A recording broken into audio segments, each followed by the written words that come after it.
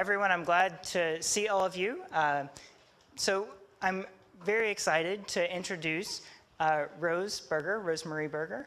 We're so glad that you're here with us today to share with us about a trip that you've recently taken to Ukraine. I know that this is something that has been on all of our hearts recently. So when we heard that you were here and willing to share about your trip, I was really excited to welcome you here. So welcome. Thank you. Thank you.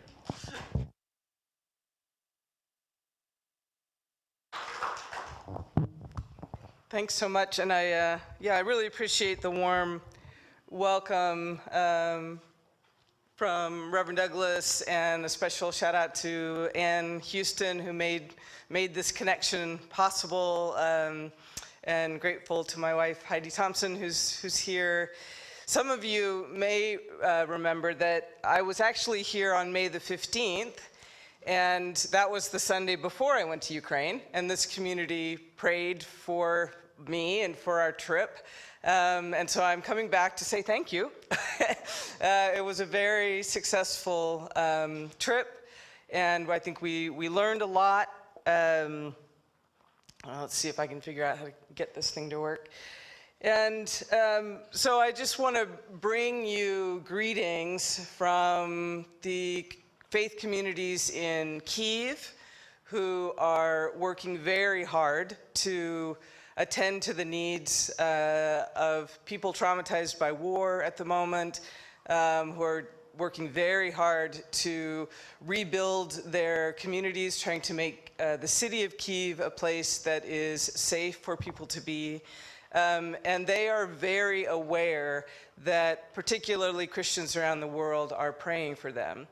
And so I want you to feel that. You are praying for them, and I'm here to tell you, I talked with them, they understand that, and they are very, very grateful. They are also afraid that people are going to soon forget about Ukraine.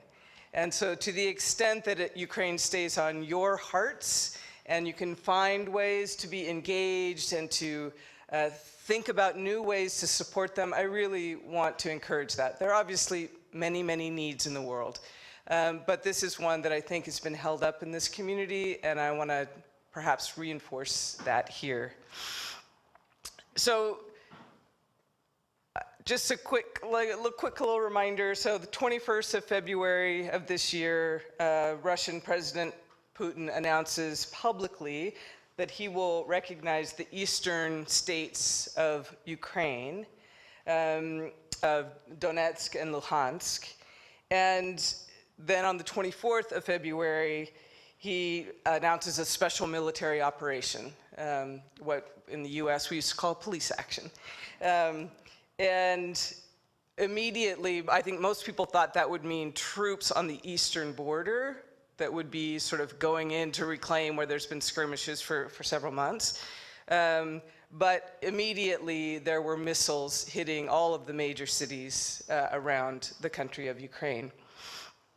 So on March the 4th, so that's, a week or so after that first invasion or the missile strikes, the mayor of Kyiv issued an invitation to the world's religious leaders.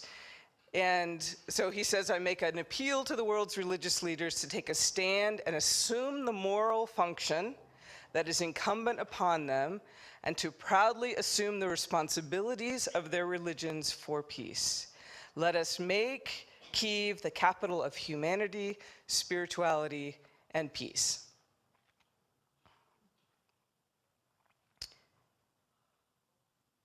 That invitation spoke to some of us in the Christian peace and nonviolence community, and we said we need to respond to that invitation. That invitation can't just go out in the world and there's no response. So after a couple of months of organizing, we had an interreligious international delegation that was able to travel to Kyiv to respond to the mayor's invitation. And so this were Muslims, Jews, Christians, and people who were religious leaders, as well as civil society members from those different faith traditions. And we were able to gather in Warsaw and take a bus to Kyiv. And this is a little bit of our route, just to see how we went. It's about normally, I don't know, maybe it's a 10-hour trip, or maybe an 8 to 10 hour trip. With the security conditions, it was about a 14, 15-hour trip, and you'll sort of see how we went. Yeah, and make sure that you're in a place where you can see the screen well, if that's if you're not. And I dropped in a couple of things just that were of interest to me. Particularly the Nazi extermination camp near the border that we passed, and then the site of the Chernobyl disaster, which was a little bit farther up from the city of Kyiv. But just to sort of give you a little bit of some context of the area. And we were able to get through the border going into Ukraine. There was it took us about maybe 3 hours to get through. We were traveling on a highway that had been demined in the last month.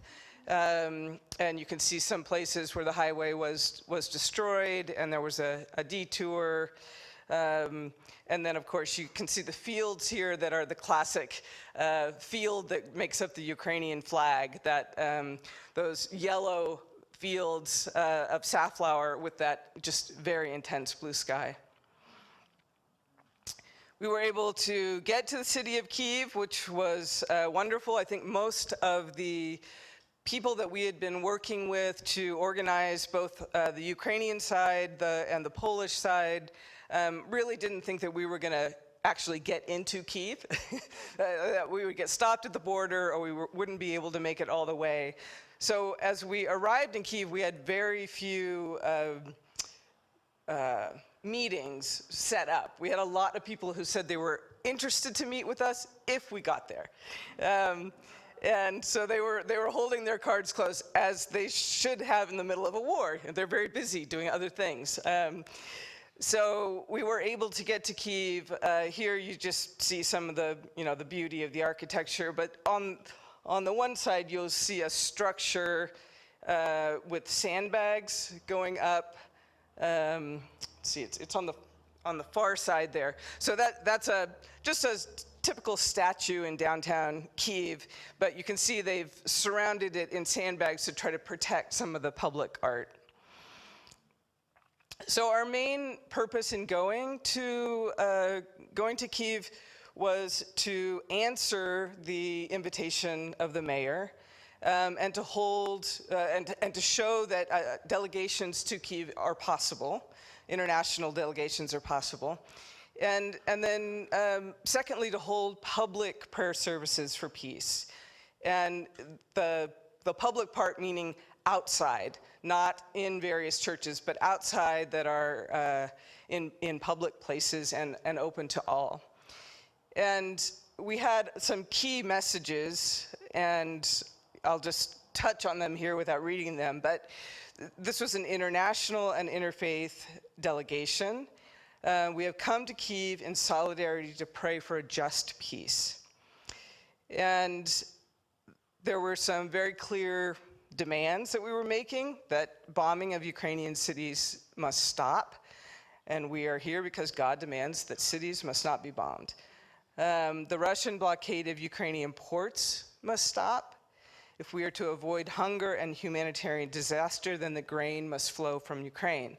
So I think most people may know that Russia and Ukraine are the massive grain producers, wheat producers for most of the Middle East and Africa. So the fact that the fields have not been planted, that grain is rotting in the harbors in Odessa because of the blockade of the harbor, there's a very large concern about the downstream effects of that. And recognizing that our collaborators in Africa are saying, we are looking at famine if we don't get that grain. So this is some of the ways that this war is connected more broadly. A demand that humanitarian aid should increase, that humanitarian corridors should be established and respected. So a humanitarian corridor is just a safe zone for civilians and humanitarian aid workers to be able to move in a way that is respected by both sides in a conflict to allow civilian safety. The other piece that was important for us was to say we are open to praying in Moscow for a just peace with the faith communities in Russia. So that's also part of the Christian nonviolence commitment. We are recognizing that that this may be a political war at some level, but that the Russian people maintain their humanity just as the Ukrainian people maintain their humanity. And so while on the one hand holding an aggressor accountable, which is very important in this situation, we also recognize that maintaining the humanity of people in the midst of these massive political conflicts and warring situations is very important. Now, it's very unlikely that President Putin would extend an invitation to us to pray in Moscow, but politically and theologically, it was important to us to include that in our list of items that we were talking about. And then, as I said, the war in Ukraine is not the only war, and interventions of religious leaders in the form of public vigils for a just peace could be done in other cities in Ukraine, and we hope that we could sort of model that for other cities to take that up. Our first public prayer service was at the Holocaust Memorial Center, which is called Babyn Yar, and we were able to meet with the Apostolic Nuncio, who's the ambassador to Ukraine from the Vatican. And so he met with us before that first prayer service and talked about the situation as he saw it from his perspective. We also there met with a representative from President Zelensky's office. Zelensky was in Davos at the time trying to get money for Ukraine. But I was impressed that Mr. Dniprov from Zelensky's office made a point of saying that he really encouraged more of these multi-religious delegations, and especially delegations that had women in religious leadership. That was very important for him to recognize. He said these delegations, sometimes when they come, just like when the Catholic bishops come, or when the Ukrainian, the Orthodox come from someplace, it's all men. And we were able to have also women leaders, including, you'll see here, Joe Bailey, Anglican bishop from the UK. One of the things that we did for at least the first prayer service at the Holocaust Memorial was we had a violinist play at the opening and closing of the service. And so Pavlo was able to play Albinoni's Adagio in G minor, which, if any of you were involved in the Bosnian wars, became a very strong symbolic music finally after the opening of Sarajevo.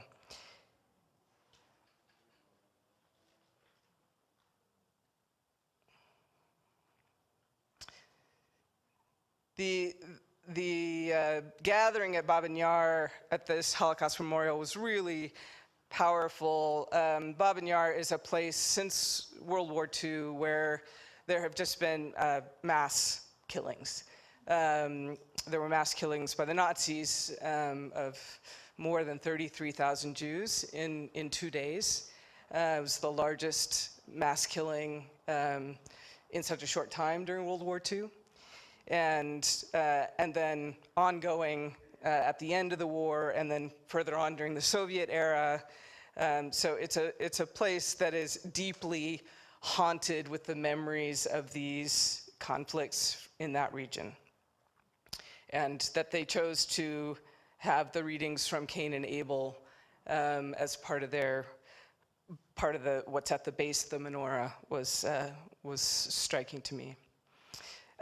We met with a number of groups, including the Tatar refugees from Crimea.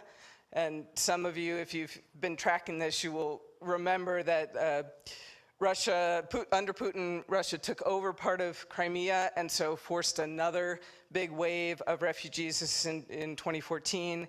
And so there is a network of Muslim Crimeans who are refugees in Kyiv. And this particular group was running a school, and we were able to see where, the kids just left their stuff on February 24th when the missile strikes started happening. So there were little kids' shoes everywhere and backpacks half open, and they just up and fled. We were also able to go to Irpin, which is about 15 miles outside of Kyiv, where we met with Ukrainian Greek Orthodox priests Vitaly and Miroslav. And this neighborhood in Irpin is right next to the neighborhood of Bucha. And so if any of you have been following the news about the war crimes in Bucha, those same war crimes happened in Irpin. So these neighborhoods of Irpin and Bucha really have been terribly traumatized in terms of the regions around Kyiv.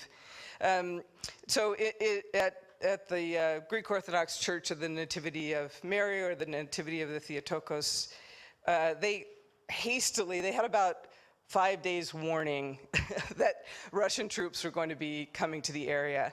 And so they quickly dug out the rest of their basement, put cement block in, ran a hose in and a electric wire, extension cord down from the main part of the church, and turned it into a place where they could hide.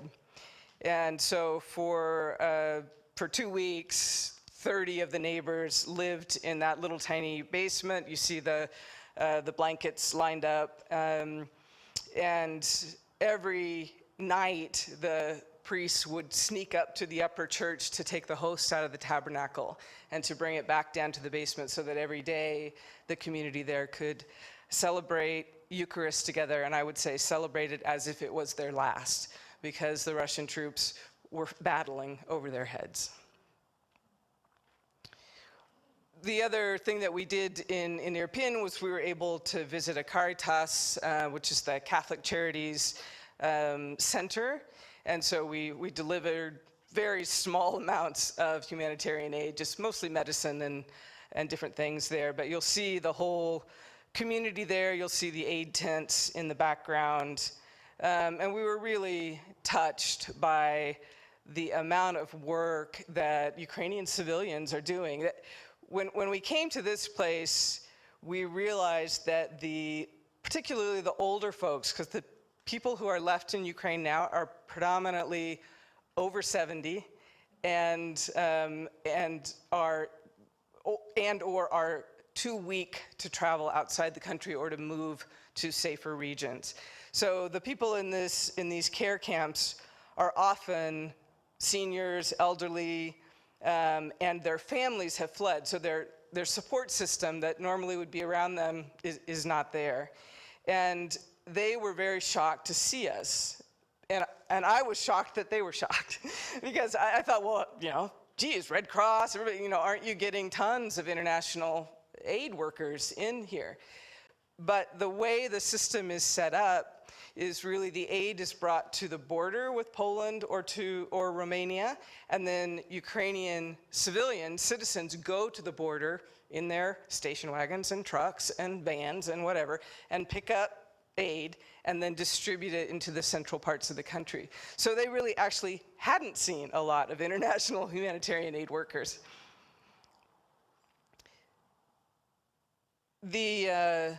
Some of the women that we were speaking with there, you see Maya in her gray vest, and she was telling us she was born in a Nazi extermination camp and lived through that. All of her family was killed. So when she was 2, 3, 4 years old, that was her experience. She came out. She didn't have any of her extended family left with her. She lived through the Soviet regime in Ukraine, and is now living through this situation.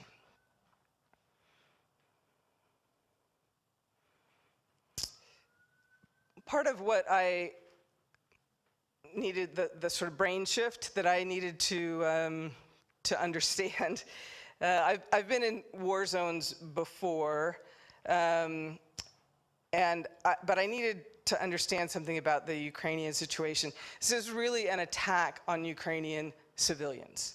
It's an intentional attack on Ukrainian civilians. This is not a military engagement between two armies for this current version of the war. In the past, the border skirmishes might have been engagements between two armies, but at this stage of the war, Putin's mandate, I think, in his head is really the extermination of Ukrainian culture and Ukrainian civilians. And so, and also war at this stage, as I think we should begin to understand, this is not the mass carpet bombing of World War II.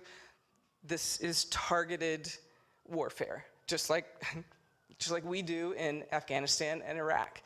So if in Afghanistan and Iraq we have a list of terrorists, we called terrorists, and we have their addresses, we target their houses. We target their celebrations, in the hopes that we're getting the person that we think is a danger to us. Russia is doing the same thing. So we would go through neighborhoods and one house would be destroyed. And I asked, well, what was that? Well, he had tweeted on something, he was organizing this, and the Russian soldiers had identified him as a threat, so they took out his house. So it's very personal. It's very personal. And also just a desire or a mandate to destroy the culture of Ukraine. And so here you see a cultural center. It's the theater where they had dance, ballet, art that was targeted when other things around it were left. We did finally get to the mayor's office. The mayor was in Bahrain, I think, again, looking for money. And so we met with a representative from the mayor's office who said, in the name of the mayor of Kyiv, I welcome you. So we were able to sort of close that loop to say, the mayor issued this invitation, we are officially responding to it. A lot of folks really had nothing but good things to say about the city government, who had made a very clear decision that the workers would stay and try to maintain the city government as a functioning government, even if they sent their families out to someplace more safe.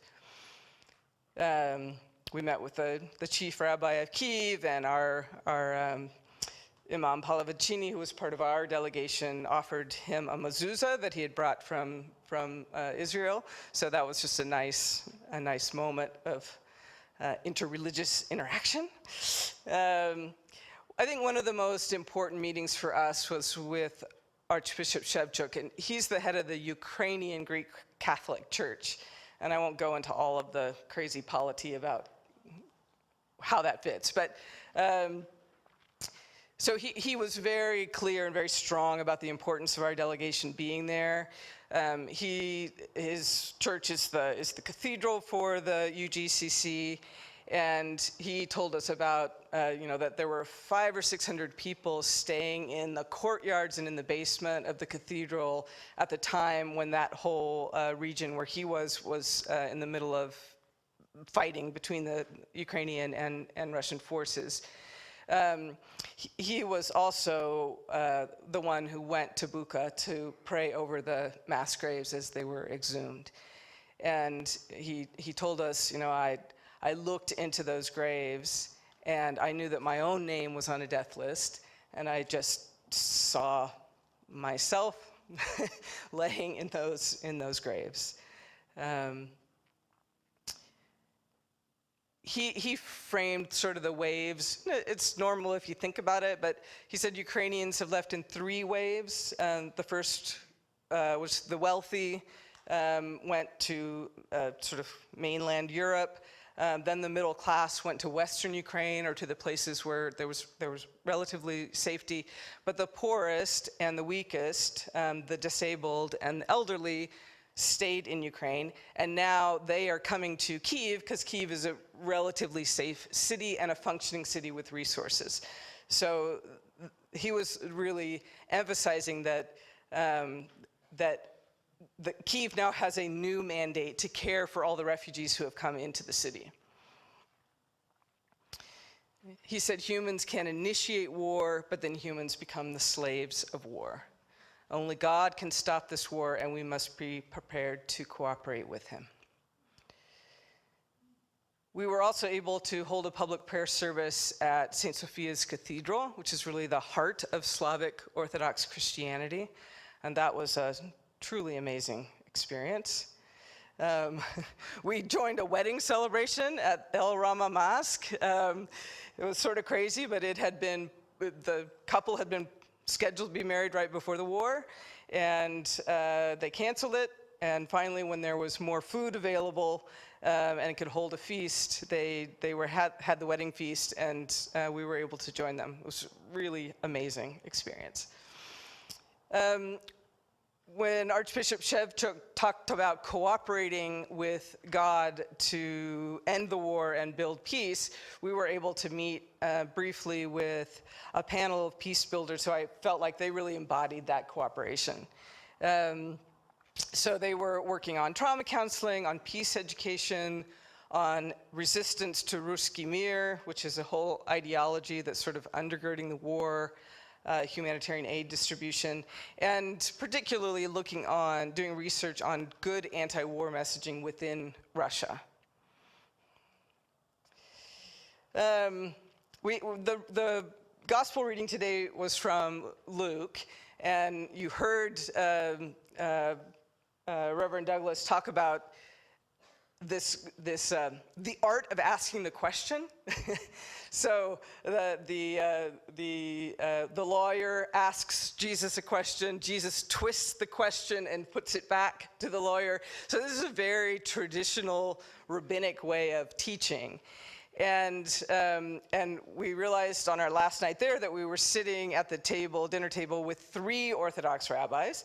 And when you have 3 Orthodox rabbis, you need to ask the question. The student must ask the question and start that conversation of teaching. And so one of our delegation members put this question to the 3 rabbis: is Putin Pharaoh?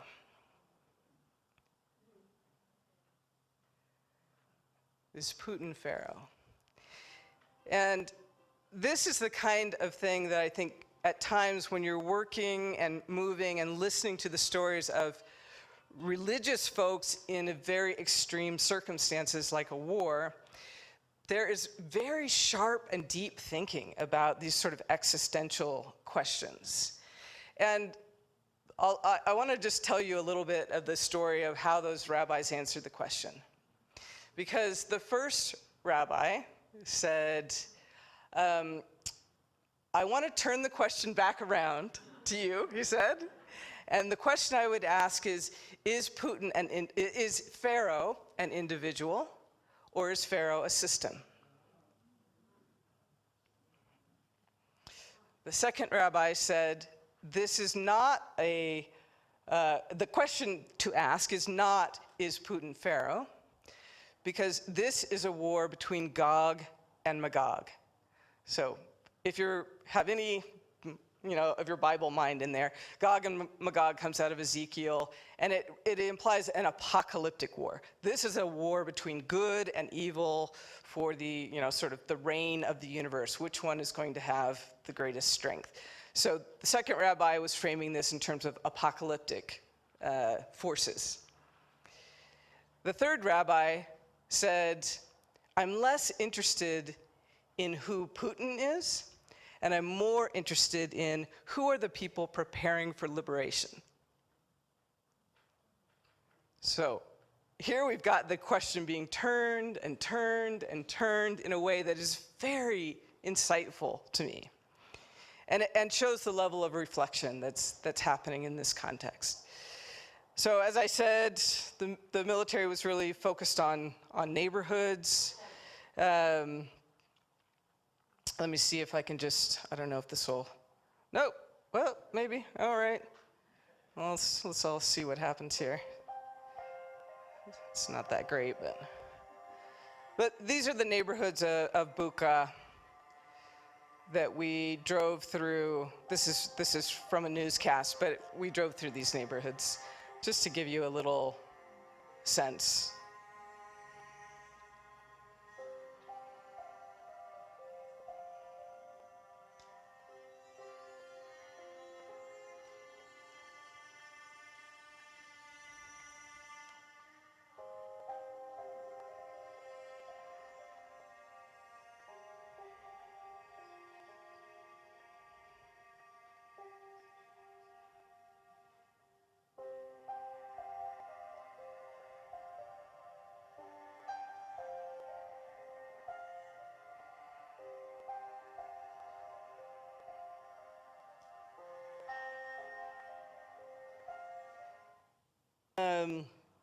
There we go. So we were able to get back to Warsaw all in one piece and had a final press conference. And really, I felt like the question that people asked me before I went and after I came back is, why? Why go to Ukraine? And I think it really is, for me, a calling of ministry of presence, and many of you are living out that ministry with people here in the Ojai Valley, in Ventura, that it's important to be present to people. I see that in your the sleep overnight, safe sleeping areas, being present to people, and that was my reason for being there, and my calling too.